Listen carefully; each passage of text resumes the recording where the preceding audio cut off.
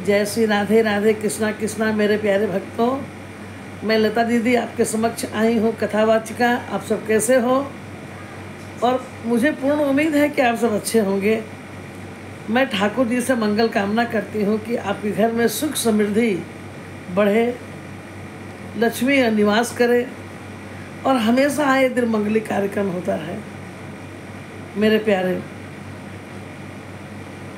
गर्मियाँ बहुत पड़ रही हैं, तो आप खूब पानी पिएं और शरबत, ठंडाई, ये सब कुछ ज़्यादा पिएं। और उसी के साथ मैं आज ये विशेष बात कर रही, क्योंकि जब हम इतने सक्षम है हर काम करने में, और अगर आप अपने घर में लड्डू गोपाल को रखे हैं तो उनके लिए विशेष तैयारी रखिए। गर्मियाँ बहुत पड़ रही हैं और गोपाल जी चूँकि अष्ट धातु के होते हैं, पीतल के होते हैं, तो उनके पूरे जो बदन है पूरे गर्म हो जाते हैं। तो उन्हें कैसे हम सुरक्षित रखें इस ठंडा में, ठंडक रखें उनको इस गर्मी में, और उन्हें ठंडाई प्रदान हो, उन्हें क्या खिलाएं, क्या पिलाएं, ये इसका ध्यान आज इसी पे बातें करेंगे हम। और चलिए,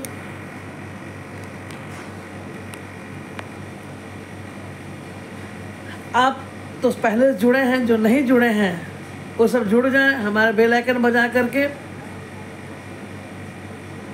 पूरे जगह में, पूरे हिंदुस्तान में गर्मियाँ खूब पड़ रही हैं, वर्षा का नामो निशान नहीं है। हम दिन भर कितना एसी में रहेंगे और प्रकृति कहर बरसा रही है गर्मी की। तो गोपाल जी की सेवा में सबसे पहले, अगर आपके गोपाल जी पीतल के हैं या अष्ट धातु के हैं, तो अभी नित्य आप उन्हें दही लगाकर ही स्नान करें। दही में ठंडक है। बेल अगर मिलता है तो बेल का गूदा निकाल करके उनके पूरे बदन में रगड़ें, और रगड़ने के बाद थोड़ी देर छोड़ दें। मैं रगड़ने का मतलब है कि पूरा उन पर लेप लगा दें, दही का लेप लगाते हैं। और जब आप लेप लगाएं तो आप ये थोड़ी देर के लिए कह दें कि गोपाल जी आप तो छोटे गोपाल हो, जाओ मधुबन में खेल के आओ, आप अपने सखा के साथ खेल के आओ, थोड़ी आंखें क्लोज कर लो, ऐसी बातें करें उनके साथ में। इस प्रकार करने से ठाकुर जी के शरीर में जो गर्मी, तापमान जो बढ़ रही है, उससे उनको बहुत राहत मिलेगी। हाँ, दही से स्नान करें, बेल का गूदा लगा दें, आम पका करके जैसे हम अपने बड़े लोग अपने शरीर में लगाते हैं, तो मैं वैसे ही सेवा कर रही हूँ। आज मेरी इच्छा हुई कि आपको यही बताऊँ, क्योंकि ये जो लड्डू गोपाल हैं, ये मत समझिए बोलते नहीं हैं, ये जड़ नहीं है, ये साक्षात भगवान गोपाल हैं और ये सब समझते हैं और ये जागृत हैं। ये जान के रखिए, चाहे आप इन्हें नियम रूप से जागृत करें या ना करें, लड्डू गोपाल को जागृत करने की आवश्यकता नहीं होती है। अगर आप सच्चे मन से सेवा कर रहे हैं तो जागृत हो जाते हैं। ये बात को मानिए, इसलिए उनका विशेष ख्याल रखिए। स्नान कराने के बाद पतला हल्के कपड़े का जैसे जांघिया पहनाए और ऊपर में छोटा सा कुछ ऐसा जो सिर्फ थोड़ा बहुत या ढका हो, इस तरह से अपने बनाकर ही कपड़े को पहनाएं, ताकि उनको गर्मी से राहत मिले। जहाँ वो बैठते हैं, जिस स्थान पर आप उनको आसन देती हैं, उनके अगल बगल, जैसे कितने घर में देखते हैं कि खूब लाइट जला के रखते हैं ठाकुर जी के सामने, दीपक जला के खूब रखते हैं ना, ऐसा ना करें। अभी आप दीपक दिखा के बाद दीपक हटा लें और ज़्यादा पावर की लाइट उनके सामने ना जलाएं। अपने सेटिस्फेक्शन के लिए ठाकुर जी को तकलीफ ना दें। उसके बाद आप उनको जूस पिलाएं। अभी तारबूज है, खरबूजे हैं, खीरे हैं, लीची का समय है, आप इसका जूस बना के ठाकुर जी को दें, ताकि उनको ठंडा का आभास हो, अच्छा लगे उन्हें। और जैसे आज मैं कह रही हूँ कि भले कुछ भी प्रसंग हो, लेकिन ठाकुर जी की जब बातें होती है तो बड़ा ही लगता है कि सब कुछ जीवंत होता है और आनंद आता है। मेरे प्यारे, आप घर घर में ठाकुर जी की सेवा चल रही है, तो मैं वही कहूँगी। उसके बाद जहाँ वो बैठते हैं, खस के टुकड़े मिलते हैं, खस वाले, जैसे कि आप कूलर में लगते हैं ना। अगर आप अपने जिस में आप एसी लगाए हुए अपने बेडरूम में, अगर वहाँ कहीं स्थान दिए हैं आप, तो कोई बात नहीं है। लेकिन नहीं अगर दिए हैं तो खस के चादर लगाइए, ताकि उसमें थोड़ी गुलाब जल की फुहार मारिए। जैसे आप गमले में मारते हैं ना पानी डाल के, उसके ऊपर में आप पिचकारी की तरह मारते हैं। खस को भिगाइए गुलाब जल से, गुलाब की पंखड़ियों से, उनका बेली से उनका श्रृंगार कीजिए।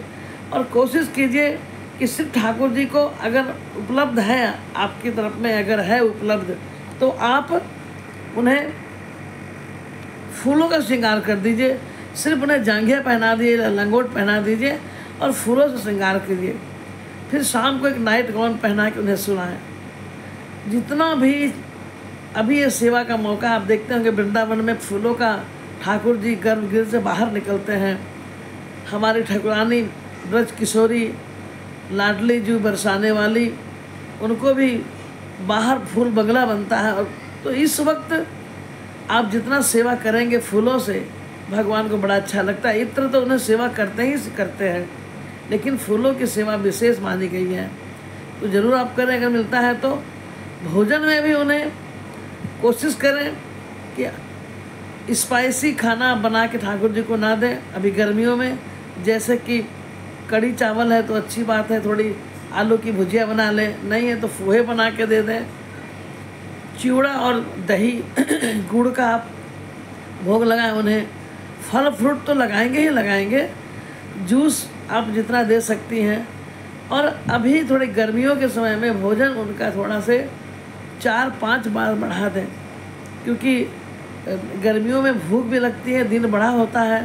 तो ऐसा नहीं कि 3 या 4 पहर, जैसे अपने बच्चों का आप सेवा करती हैं उसी प्रकार ठाकुर जी का भी थोड़ा उठते साथ, जैसे आप जल पिलाती हैं, जैसे हम लोग करते हैं कि बिना स्नान के ठाकुर जी को छूते भी नहीं।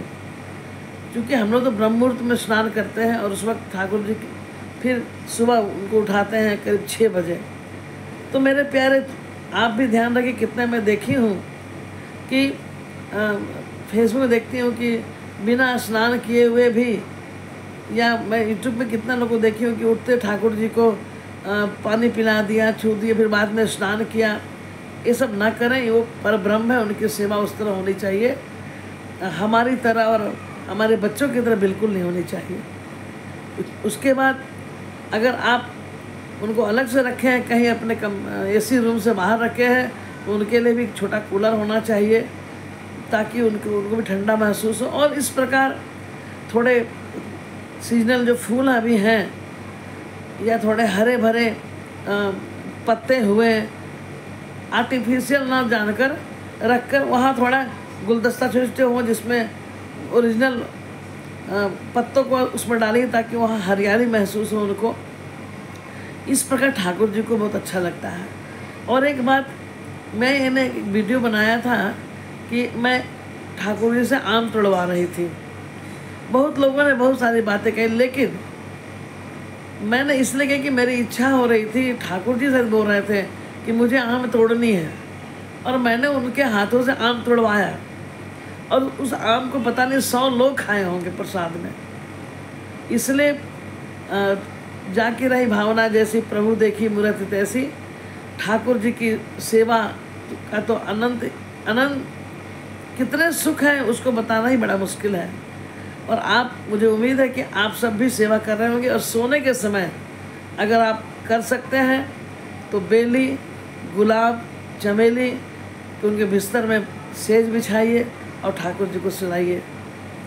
और जिस तरह हम लोग गमले में पिचकारी की तरह डालते हैं, उस तरह जल को, गुलाब जल उस तरह डाल के आप उस खस में डालिए, ताकि वहाँ का जो जहाँ ठाकुर जी रहते हैं वहाँ का माहौल बहुत खुशनुमा सुंदर हो जाए, ताकि ठाकुर जी आनंद से उसमें सो सके। और भी अगर आप चाहेंगे तो मैं बताऊंगी। अगर आपको अच्छा लगा तो मैं इसको और विस्तार से बताने की कोशिश करूँगी। आप सब कमेंट जरूर करें कि वीडियो कैसा लगा। जो नहीं जुड़े हैं वो जुड़ जाएंगे। एक बार फिर से बोलिए, जय श्री राधे राधे, जय श्री राधे।